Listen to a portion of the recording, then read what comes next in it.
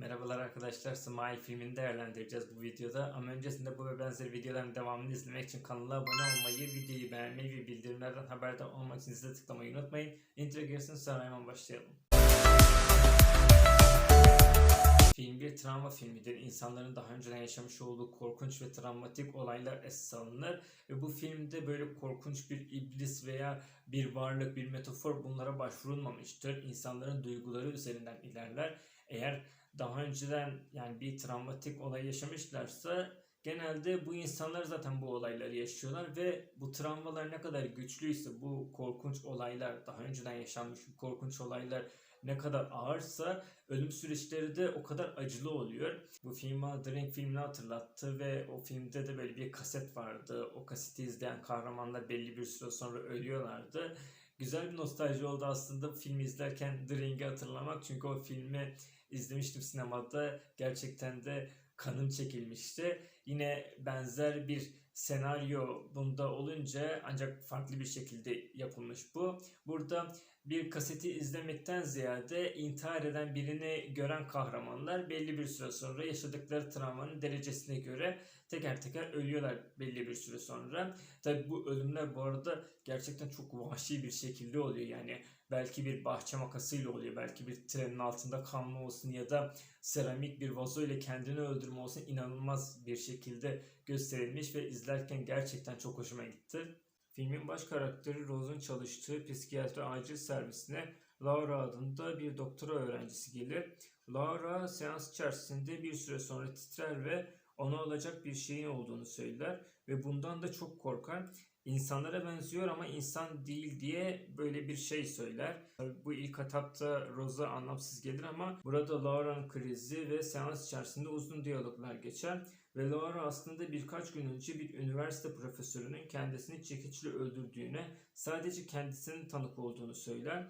Bu olaylarda o günden beri başlamıştır zaten. Rose, Laura'nın kriz geçirdiği esnada birden oluşan sessizlikte Laura'ya döner ve Laura psikotik bir sırıtışla kendi boğazını kesmeye başlar. Rose farkında değildir ama Laura, Rose'a korkunç bir hayat miras bırakmıştır. Rose'un annesi geçmişte Rose'un gözünün önünde intihar etmiştir, kendisini öldürmüştür ve Laura'nın intiharı da yine bunları gün yüzüne çıkartır. Yani en başta dediğimiz gibi bir travma hikayesi olduğu için bu, Laura'nın intiharı aslında geçmişte aşmış olduğu bu travmayı tekrardan gün yüzüne çıkarır ve haliyle Rose yeniden bu korkuları yaşar. Yani bu travmatik korkular, sarsıntılar tekrardan ortaya çıkar ve hayatına girer. Rose'un nişanlısı Trevor, Rose'un geçmişini araştırdığında annesinin akıl sağlığının yerinde olmadığını öğrenir ve haliyle de yani bunun genetik bir problem olduğunu düşünerek Rose'u ortada bırakır. Bunu yaparken de yani son konuşmalarında çok ağır bir şekilde bunu söyler. İşte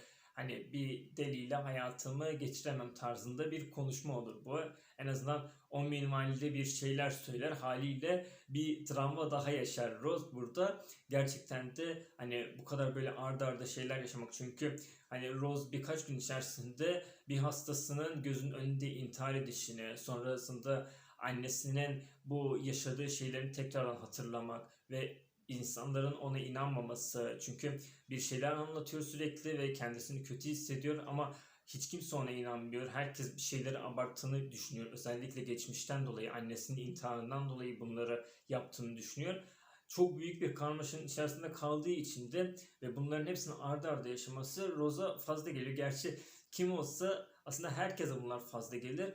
Bunun devamında da Rose bunlardan dolayı yani tekrardan psikolojik olarak bir çöküntüye uğruyor. İşte halüsinasyonlar olsun ya da duygu değişimleri, bu tarz böyle psikolojik rahatsızlıklar hayatına giriyor. Ve bunlar hayatına girdikçe de Trevor nasıl onun hayatından çıktıysa patronu Doktor Northcutt, yanlış hatırlamıyorsam ismini, belki biraz daha farklı bir ismi de olabilir.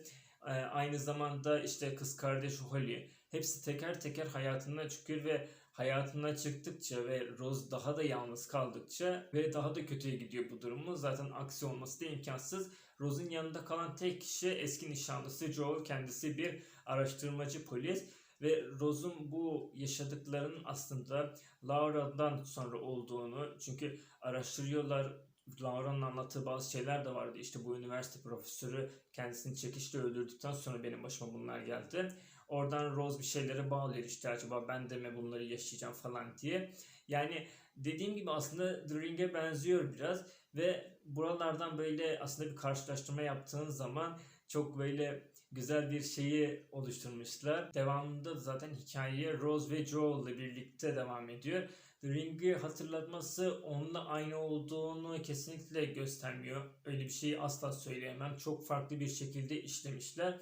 Ancak şunu söyleyebilirim. Kesinlikle eğer kan görmeye tahammül edemiyorsanız, mideniz kaldırmıyorsa bu filmi asla izlememelisiniz. Birçok yerde çok böyle hani işkence düzeyinde böyle kan ve yani öyle bir intihar durumları falan var. Ama bu sizi rahatsız etmiyorsa da çok rahatlıkla izleyebilirsiniz ve gerçekten güzel bir film izleyeceksiniz. Ben bu filme 10 üzerinden 8 puan veriyorum. Güzel bir korku filmiydi. Özellikle 2 saatlik bir film neredeyse. Yani 115 dakikaydı yanlış hatırlamıyorsam ve her dakikası da yani hem psikolojik olarak hem de yani böyle bu işte korku ögeleri olarak bu cinayet anlamında işte yapılan intiharlar anlamında ya hepsi çok güzel işlenmişti. Ben çok beğendim. 2 defa izledim filmi. Çok severek izledim. Siz neler düşünüyorsunuz arkadaşlar? Eğer filmi izlediyseniz tüm değerlendirmelerinizin hepsini aşağı yorum olarak bırakabilirsiniz. Ayrıca bu ve benzeri videoların devamını izlemek için de kanala abone olmayı, videoyu beğenmeyi ve bildirimlerden haberdar olmak zilini tıklamayı unutmayın. Bir sonraki videoda görüşürüz. Kendinize iyi bakın. Hoşça kalın.